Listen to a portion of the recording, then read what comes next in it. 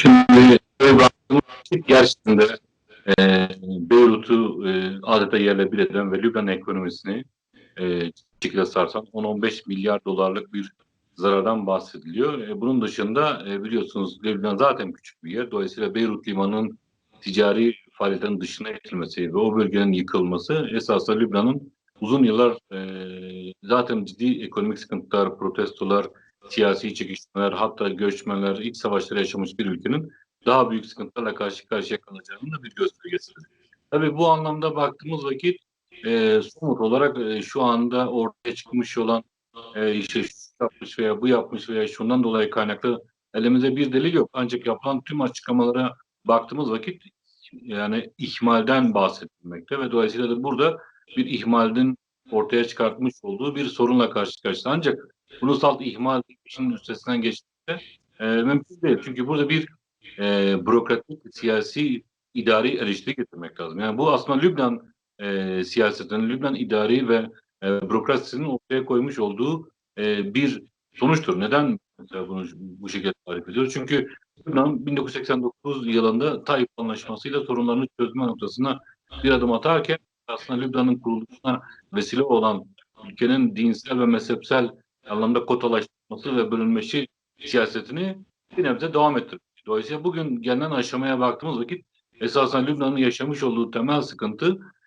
ülkenin kendi içerisinde dini ve mezhepsel anlamda kotalaşmasıyla ortaya çıkmış. Yani bu da şu anlama geliyor. Ülkedeki yapılar dinler ve mezhepler nezdinde bölüştürülmekte, siyasi yapı bu şekilde bölüştürülmekte, parlamento bu şekilde bölüştürülmekte, askeri yapı bu şekilde bölüştürülmekte. Örneğin limandaki müdür herhangi bir dini grubun bir mezhebine aitse yardımcıları bir diğer mezhebe ait olmak zorunda. Dolayısıyla burada resmiyette tanınmış 18 ayrı mezhepten bahsediyoruz ve bunlar parlamento temsilcileri ve kota sistemine göre temsilcileri var. Örneğin 128 parlamenter bulunmakta ve bunlar 64'te 64 Hristiyan ve Müslümanlar arasında bölüştürülmüş. Aynı zamanda mezhepler de kendi kotaları içerisinde bölüştürülmüş. Bu da neye yol açmakta? Yani siyasi elitlerin değişmediğini ortaya koymakta. Yani verecek oluruz mesela Dürzi siyasetine baktığımız vakit Kemal Can Polat'tı. Kemal Can Polat'tan sonra olduğu Veli Can Polat geçti. Veli Can Polat'tan sonra olduk yere Talal veya başka bir Can Polat geçti veya Arslan ailesi için de bu geçerli. Sünni gruplara baktığımız vakit belli aileler de sürekli siyasetin içerisinde. Şiilere baktığımız vakit Nebi Berri yıllardır Emel Hareketi'nin başında olan bir lider olarak karşısında çıkmak. Bu Hristiyanlara daha da katıyor. Yani baktığınız vakit Hristiyanlarda işte bir Cemal ailesi karşısına çıkıyor. Veya işte Michel Aoun'a bakıyorsunuz 1994 1990 yılında da siyasetinde işte devrik başbakan veya darbeyle başbakanlık yapmış bir lider. Bugün Cumhurbaşkanı. Yani aradan geçen bu kadar yıla rağmen değişen bir şey yok. Dolayısıyla Lübnan siyasetindeki bu bölüşme, kotalaşma sistemi, dini ve mezhepsel anlamda ülkenin bölüştürülmesi siyaseti, ülkenin yürütülemez, yönetilemez hale gelmesini beraberine getirmiş oldu. Bu da başarısız bir devlet modelinin ortaya çıkmasını beraberinde sağladı. Yani tabii bütün günahı Lübnan'daki yapıya atmamak lazım. Yani bir de bölge siyasetinin Lübnan'a etkilerini ortaya koymak lazım. İşte İsrail'in 1978-1982 işgalleri ve ortaya koymuş olduğu bir netice. Mesela bugün Hizbullah'tan bahsediyoruz ama Hizbullah ortaya çıkartan gerekçelere baktığımız vakit bir İsrail işgalidir. Sonra ötesine geçip Hizbullah artık bir bölgesel güç, başka ülkelerin iç siyasetine müdahale eden, askeri güç kullanan bir aktöre dönüşüyor. Filistin meselesine bakıyorsunuz işte Filistin göçmenlerinin Lübnan'a, Beyrut'a ve diğer yerlere yerleştirilmesi bugün Lübnan'da önemli bir nüfus oluşturmakta ama hala aradan geçmiş 60-70 yıla rağmen bu insanlar hala mülteci statüsünde yaşamak zorunda bırakılmış. Yani bir vatandaşlık veya benzeri bir hak elde edememiş durumda. Suriye İç Savaşı'na bakıyorsunuz. Suriye İç Savaşı bütünüyle Lübnan'a yansımış bulunmakta. Yani bir Lübnanlı gruplar bu savaşa aktif olarak taraf oldu. Yani buraya militan gönderdiler, milis gönderdiler ve bu savaşın bir tarafı oldular. İki, göçmenler bakıyorsunuz yüz binlerce Suriyeli Lübnan'da göçmen mülteci statüsüne düştü. Orada yaşamlarını sürdürmüş. Zaten ağır bir ekonomikle karşı karşıyaydı. Üstüne bir de bu diğer gelince ülke öbür yandan İsrail çatışması, Suriye, İsrail ve diğerleri gene Lübnan'a yansıyor. Dolayısıyla Körfez çekişmesine bakıyorsunuz gene Lübnan'a yansıyor. Yani Suudi Arabistan, Birleşik Arap Emirlikleri ve diğer ülkelerin çekişmeleri, Mısır vesaire, bir bakıyorsunuz Lübnan siyasetinde askeri anlamda, çatışma anlamda kendisine yer bulabiliyor. Yani dolayısıyla Lübnan bundan etkileniyor.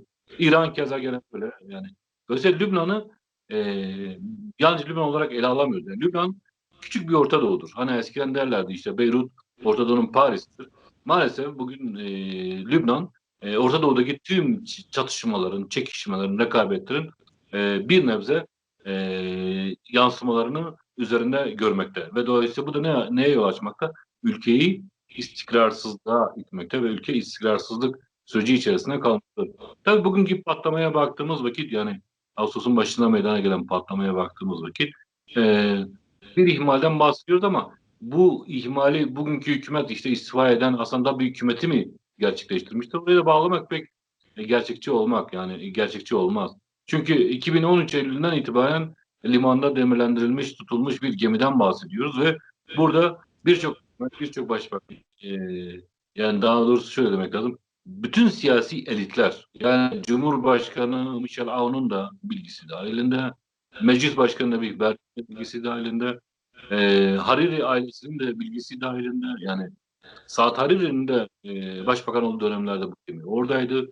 Dolayısıyla Hasan da bir belki de 21 Ocak'ta hükümetini kurduğu vakit 2020 yılında, yani daha birinci yılını doldurmadan bütün gücü onun üzerine yüklemek pek de doğru değildir. Sonra da çözüm getirmez zaten. Hani bunun failleri bulunacak, ihmale yol açanlar bulunacak gibi birçok açıklama yapıldı ama eğer böyle bir açıklama gerçekten de karşılık bulacaksa ilk önce ülkenin siyasi üst elitlerinden başlamak lazım ki bu bir temizlik operasyonu olur ki bunu Lübnan'da gerçekleştirebilmek mümkün gözükmüyor. Bunun altını mutlaka çizmek lazım. Yani dolayısıyla burada e, her zamanki gibi bölgedeki çatışmalar, istikrar ve bölgedeki rekabetler Lübnan'ı bir şekilde daha istikrarsızlığa itecek gibi duruyor karşımıza. Yani şöyle bakmak lazım. Birincisi, Orta Doğu'da sorunlar çözülmeden Lübnan'da sorunların çözümünü beklemek gerçekçi değildir. E, Dolayısıyla Lübnan'ın kısa süre içerisinde veya orta vade içerisinde istikrara kavuşacağını beklememek lazım. İkincisi, Lübnan'daki çatışmalar bugün ait çatışmalar da değildir. Yani bunun tarihsel geri planları vardır. Dolayısıyla bugün bu tarihsel geri planlar üzerinde çatışma dinamiğinin sürdüğünü görmekteyiz.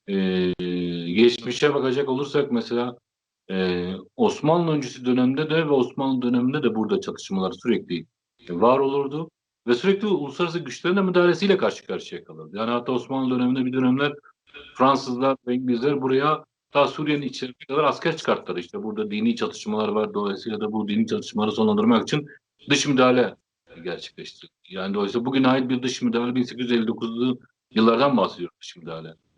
Osmanlı mesela Lübnan sorununu çözebilmek için muhtarlık yapıları denedi. Sonra mutasarraflık sistemini kendi içerisinde kurdu.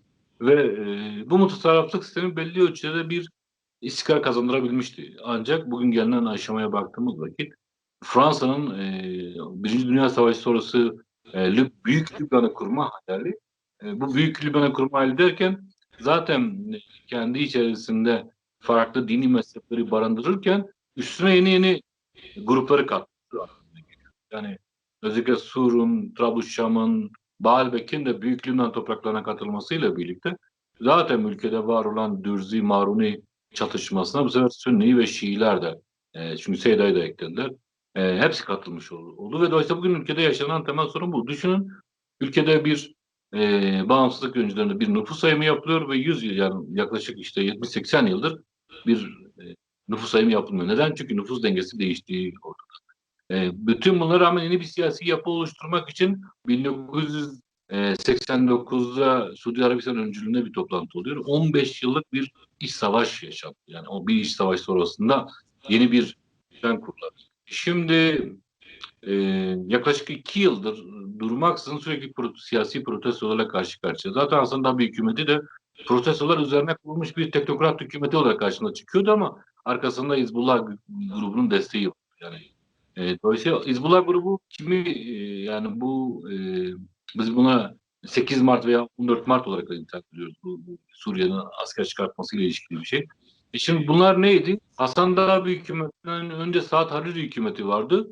Bu sefer Hizbullah'a bağlı ve diğer gruplar bunu düşürmek için protesto gösterileri yapıyorlardı. Ki o dönemler ekonomik sıkıntılar vardı. İşte vasıta ve vergi gelmesine kadar bir sıkıntı yaşandı. O zaman ülkenin tüm grupları da buna katıldı.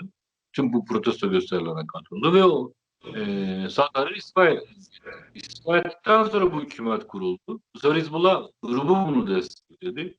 Bu sefer sokaklarda gene gösteriler yapılıyor. Bir bakıyorsunuz tüm gruplar hükümetin düşmesini talep ediyor. Bir önceki dönemde hükümetin düşmesini talep edenler de aynı kişiler, bu da aynı kişiler.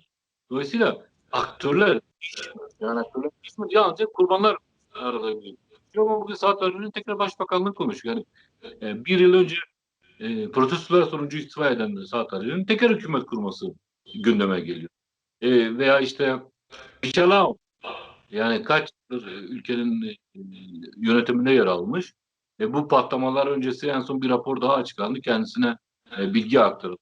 Bu yakın tarih, Haziran ayı içerisinde kendisine gönderilmiş bir rapordan bahsediliyor. Ben talimatları verdim diyor ama sonuç itibariyle sorumluluk almadığını düşünmektesiniz. Veya işte Samir Caca dediğimiz Lübnan Güçleri Komutanı. Bakıyorsunuz 90'larda da ülkenin çatışmaları içerisinde yer almış. Bugün de Saddam'ın hükümetin düşürülmesinde de ve bugünkü hükümetin düşürülmesinde de protesto gösterilerinde yer alan bir lider olarak karşımıza çıkıyor. Yani böyle bak, yani belli aktörler üzerinden bir yönetim eleştirisi yapıyor ve sürekli bu aktörler varlıklarını sürüyor. Çünkü kota sistemi var. Bu değişmez. Yani 27 parlamenter Şii, 27 parlamenter Sünni olmak zorunda ve dolayısıyla burada bu aktörler de belli. Yani belli bir gruplara bağlılar ve değişmiyorlar. Marunlar için de bu geçerli. Yani 64 tane Hristiyan parlamenter çıkacak. Bunların kotaları belli.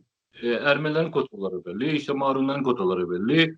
Greek Ortodoksların, Katoliklerin vesaireler. Bunların hepsinin kotaları belli. Dolayısıyla bu aktörler sürekli işleyen aktörlerdir. Buradan hareketle şunu söylemek mümkündür. Yani Lübnan'da istikrar yeni bir idari ve siyasi yapının oluşturulmasıyla mümkün olabilir. Bu da yeterli midir? Hayır, bu da yeterli. Dışarıdan güçlerin Lübnan müdahalesinin ciddi anlamda son bulması gerekir ki bu da mümkün değildir. Yani bir İsrail'in, bir Suriye'nin, bir işte İran'ın, bir Fransa'nın Lübnan'a müdahale etmemesini beklemek gerçekçi değil. Yani şöyle bakmak lazım. Lübnan, Doğu Akdeniz'in bir anlamda Orta Doğu'ya açılan kapısı gibidir. Yani Lübnan limanları çok önemlidir. Yani bir tarafta İsrail vardır, öbür tarafta Suriye vardır ve her ikisi Orta Doğu'daki ticari olsun, Orta Doğu'ya açılım olsun bunları gerçekleştirebilmek kapasiteye sahip değiller. Belli nedenlerden dolayı. Mısır'da keza bu böyledir. Yani Süveyş kanalı vardır ama hani çok da faal yani şey değildir. Yani Orta Doğu'nun içerisine doğrudan yani şu anki siyasi gerilimler vesaireleri düşündüğümüz vakit. Coğrafik olarak da baktığınız vakit geniş bir yerdir. Dolayısıyla Fransa açısından baktığınız vakit elbette buradaki Hristiyanların varlığı Fransa için her zaman Lübnan'da bulunmanın ana unsurlarından biridir. Yani e, Marunlarla kurulmuş olan ittifaklar ki biliyorsunuz yani Kudüs Haçlı seferleri sırasında kurulan bir ittifaktan bahsediyor Lübnan dağlarında ve o ittifakın günümüze kadar devam ettiği ifade ediliyor. Dolayısıyla buradaki Hristiyan gruplar, özellikle Maruni gruplarla Fransa arasındaki dini, mezhepsel, kültürel ilişkilerin çok derin olduğu varsayılıyor. Bu bir yandan yani dini anlamda düşünüldüğü vakit bu ilişkinin çok derin bir geçmişi var. İki, stratejik açıdan bakıldığı vakit Orta Doğu'ya açılan kapıdır. Yani Lübnan, Doğu Akdeniz üzerinde. Dolayısıyla onlar açısından bu vazgeçilmez bir yer. İran'a baktığımız vakit diyor ki buradaki Şii gruplar bir anlamda İran'ın buradaki üstleri gibidir. Ve yalnızca üstleri olarak kalmadılar. Suriye Savaşı'nda gördük ki milis kuvvetleri de aynı zamanda. Yani İsrail'e karşı bir savaşan unsurlar olarak tanımlamak gerçekçi değil. Suriye Savaşı'nda gördük ki bu milis kuvvetleri İran istediği vakit başka ülkelerin içerisinde gönderebilme kapasitesine sahip. Dolayısıyla İran'ın tarih boyunca böyledir. Yani Sasanilerden itibaren İran Akdeniz'e açılma noktasında buraları kendisine üst olarak görmüştü. Buraya vali atamaları vesaireleri yani dolayısıyla İran'ın bir anlamda batıya açılma kapısıdır bu Suriye ve Lübnan. Dolayısıyla buralar onlar için kaçınılmaz bir şeydir. Yani bir bölgedir. Şeye baktığımız vakit yani Suriye'ye baktığımız vakit Suriye doğal olarak burası kendi toprağı olarak görüyor. Yani 1976'da buraya soktuğu vakit e, burası tek devlet ve tek hak olduğunu söyledi. Yani dolayısıyla Suriye açısından bakıldığı vakit tarihsel anlamda da bu Suriye'den çok da bağımsız bir toprak parçası olarak da nitelendirmiyoruz. Onu da söylemek gerekir yani. Mesela bir Trablusşam'ı çok da fazla Suriye dışında bir toprak olarak veya toplum olarak görmüyoruz. Oradaki Sünni e, kesimler olsun, işte oradaki Alevi ve Hristiyan kesimler olsun. Suriye'nin içerisinde parçalı olan bir kesimler. Mesela Dürzilere baktığım vakit Şuf'ta bir grubu yaşar, diğer grubu Süveyda'da yaşar. Yani Suriye içerisinde yaşarlar ve bunlar aynı e, mezhepsel gruplar. Dolayısıyla Suriye açısından çok daha farklı bir anlama sahiptir. Yani Suriye açısından burası hem Suriye'nin bir toprağı olarak görülüyor, hem de buradaki insanların burayla çok ciddi şekilde ticari, kültürel, akrabalık ilişkileri vardır. Dolayısıyla Suriye burayı ve güvenlik açısından Suriye burayı bir tampon bölge olarak görüyor İsrail'le ilişkilerinde. İsrail açısından bakıldığı vakit bir güvenlik sorunudur. Yani eskiden burası İsrail açısından hani acaba toprak genişletebilir miyim noktasında bakılıyordu. Ve bir işgal gerçekleşti. Özellikle Güney Lübnan işgali ama bu işgal askeri çatışmalar sonucunda terk edildi. Dolayısıyla İsrail açısından burası bir güvenlik sorunudur ve gerçekten öyle. Yani baktığımız vakit özellikle Güney Lübnan üzerinden askeri anlamda füze saldırılarıyla karşı karşıya kalınabilme durumları ve buradaki çatışmalar durumları sürekli açısından bir teyakkuzda olmasını beraberine getiriyor. Ve o açıdan bakıldığı vakit İsrail burayı kendisi açısından bir güvenlik sorunu olarak tanımlamakta ve sürekli müdahalelerle buraya müdahale etmek.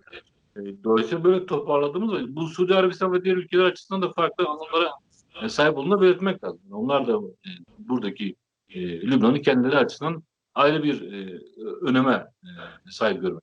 E, Bu açıdan bakıldığı vakit yani Lübnan'ın herkesin Lübnan'a bakışı ve Lübnan'ın beklentileri ve Lübnan'daki çıkar tanımlamalarının farklı olduğunu görmekteyiz. Maalesef bu da Lübnan'ın e, yani eğer 1970'lerdeki gibi olsa Lübnan bundan faydalanır, çıkar elde eder, güçlenir. Ama öyle değil. Yani şimdiki bakış açıları yıpratıcı ve dolayısıyla bu yıpratıcı olmasından kaynaklı Lübnan bir türlü toparlanamıyor. Yani e, bilirler yani Türkiye'den birçok kişi Lübnan'a çalışmaya gidiyordu ve şu anda yaklaşık 100 bin yakın Mardinli'nin Lübnan'da yaşadığı varsayılıyor. Bunlar neden gitmişti? Ekonomik nedenlerden dolayı bu bölgeye gitmişlerdi. Ve burada kendilerine yaşam kurdular. Ve hala bu bölgede yaşıyorlar. Ama bugünkü Lübnan o günkü Lübnan değil artık maalesef.